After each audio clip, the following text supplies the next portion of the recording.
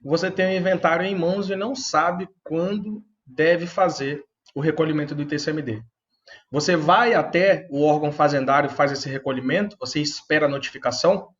Meu nome é Jonatas Albino do Nascimento, eu sou auditor fiscal, especialista na fiscalização do ITCMD e hoje nós vamos conversar sobre essa dúvida específica que nós recebemos lá no nosso Instagram. Se você já não nos segue, eu convido você a nos seguir.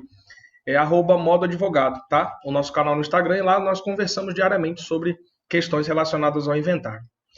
Esse é um erro muito comum que acontece, eu vejo gente, né, colegas que têm projeção, inclusive online, dizendo que a gente eventualmente deve esperar o órgão fazendário fazer essa cobrança. Isso está incorreto, tá? Não é questão de... no nosso curso eu deixo isso muito claro, né? Às vezes a gente tem uma questão de opinião e tal. Essa orientação ela está incorreta. Por que está incorreta? Muito provavelmente por causa da natureza, né, que o direito, né, a dinâmica do direito no Brasil se acostumou a ir perante o judiciário, né? O colega ele está sempre esperando uma notificação, esperando uma cobrança, alguma coisa nesse sentido. Talvez por isso os colegas advogados tenham levado esse hábito para o âmbito do ITCMD, o que é ruim. Por quê? Quando acontece o fato gerador, você pode eventualmente ter um termo final de incidência de encargos que não tem a ver com uma ação específica do contribuinte ou da Secretaria da Fazenda. Que diabo é isso? Né? Indo direto ao ponto. Por exemplo, acontece o óbito, e aí o Estado vai lá e coloca na legislação estadual assim. No caso da incidência causa-mortes, o prazo máximo do imposto será de X dias a partir da data do óbito. Morreu, está contando o prazo. Onde é que eu quero chegar? Morreu, beleza. Aí passam-se aí, vamos supor que esse prazo seja de 90 dias, e a parte te procura 6 meses depois. Esse prazo ele já é rompido, não é?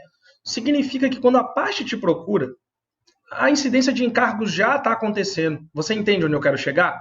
E aí, diante desse caso que eu estou te falando, muitas vezes o colega advogado ele vai perante um processo judicial, pega esse caso aqui, esse caso concreto que eu estou trazendo para você agora, tá?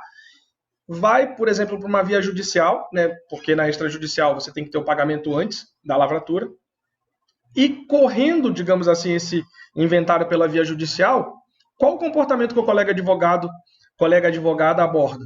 Vamos esperar a cobrança do imposto. Você pode esperar a cobrança do imposto, mas já está incidindo em encargos, tá? O que eu preciso que você entenda aqui é o seguinte: a ausência da eventual exigibilidade do imposto, ou até diante da exigibilidade, que é o quê? É o direito do órgão fazendário cobrar esse imposto, ou até já alcançada essa exigibilidade, a inércia do órgão fazendário não faz com que não haja a incidência de encargos. Você entende como isso aqui é importante?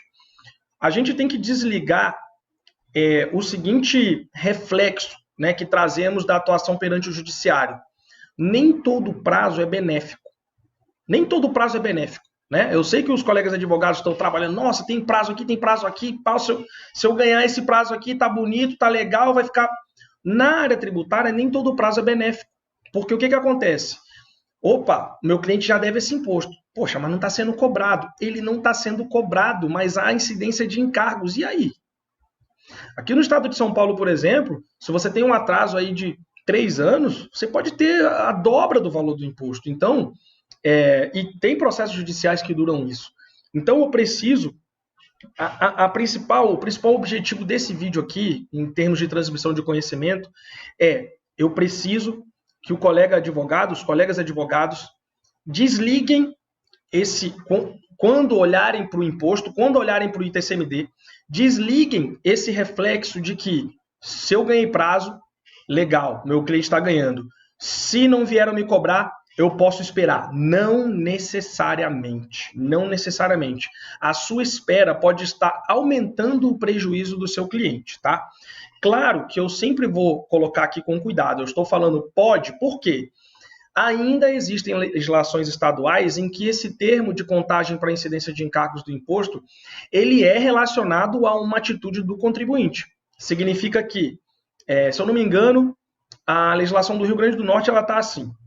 Por exemplo, foi lá, faleceu, passou 4 anos. Aí o contribuinte foi, te procurou, no caso o cliente, né, para usar a nomenclatura a qual você está mais acostumada.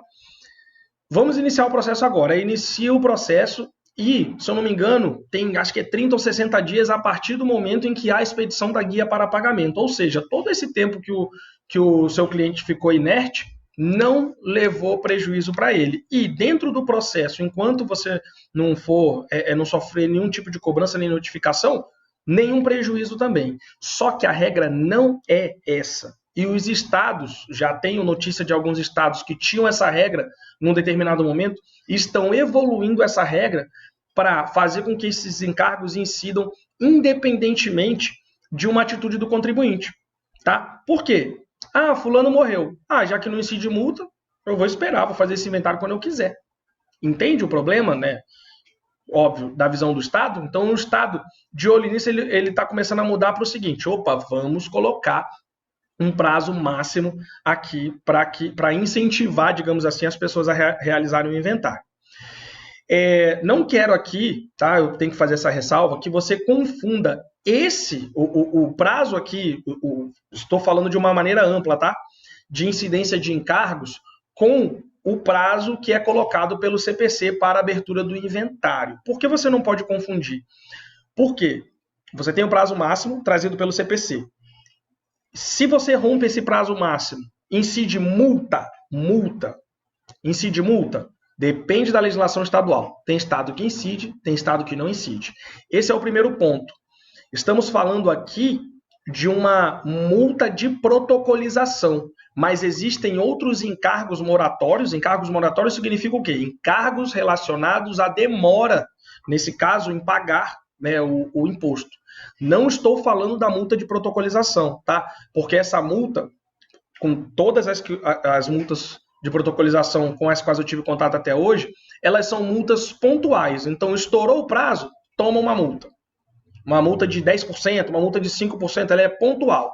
Só que, com o passar do tempo, você tem a incidência de encargos que estão relacionados ao tempo. Então, eles aumentam proporcionalmente. Normalmente, você tem um ajuste desses encargos no passar de todos os meses, a partir do momento em que o imposto não foi pago. Tá? O imposto, a gente teve um prazo X e esse imposto não foi recolhido. Tá? Então, essa, né, basicamente é o cuidado que eu preciso colocar para você. Se a gente conseguiu te ajudar de alguma maneira, eu peço que você deixe o seu legalzinho aqui no nosso vídeo.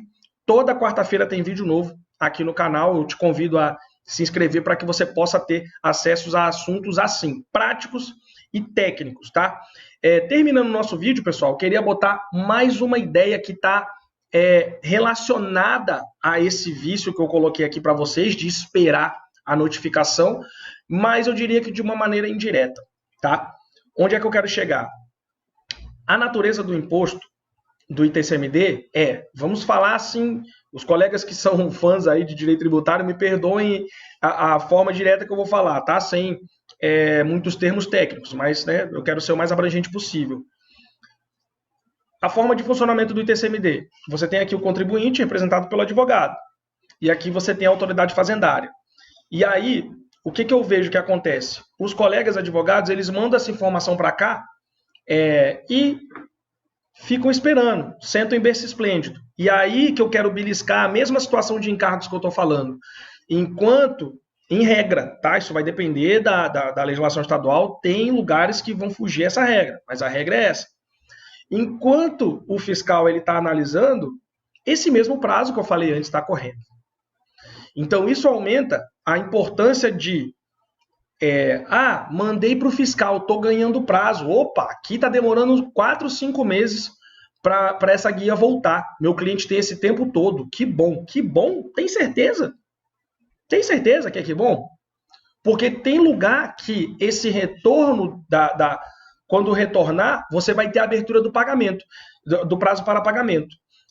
Mas a maioria dos lugares, dependendo do momento que está acontecendo essa discussão aqui, enquanto o processo está lá na mesa do fiscal, esperando uma homologação ou não, uma aprovação ou não, os encargos ligados ao tempo estão incidindo. tá, pessoal? Essas são as duas mensagens ligadas aí a cuidado com o encargo que incide sobre o imposto que o seu cliente vai pagar proporcional ao tempo, tá? Em matéria tributária, a gente tem que ter muito cuidado com tá ganhando prazo? Tá mesmo? Tá ganhando prazo? Tem certeza? Tá? Nem sempre o prazo vai estar realmente a favor do seu cliente, tá? Não tenham como referência em matéria tributária que só deu errado quando você recebeu um auto de infração. Não é assim que funciona. Claro, se recebeu um auto de infração, né, a gente normalmente alguma coisa deu errado. Mas tenham em mente que o esperar em matéria tributária muitas vezes vai causar prejuízo ao seu cliente. E muitas vezes você, conhecendo a base de cálculo, fazendo o pagamento de forma dentro do prazo, digamos assim, ou caso estourado o prazo, fazendo logo esse pagamento, vai estar com certeza ajudando no bolso do seu cliente. Beleza, pessoal? Mais uma vez, eu convido você para seguir a gente lá no Instagram, @modoadvogado. Lá conversamos sobre esses temas diariamente. Deixamos a caixinha lá para você mandar pergunta. E você também pode mandar a sua pergunta aqui, caso você tenha alguma dúvida sobre esse tema, você manda aqui para a gente que nenhuma dúvida vai ficar sem resposta, tá certo? É isso, um abraço e até a próxima.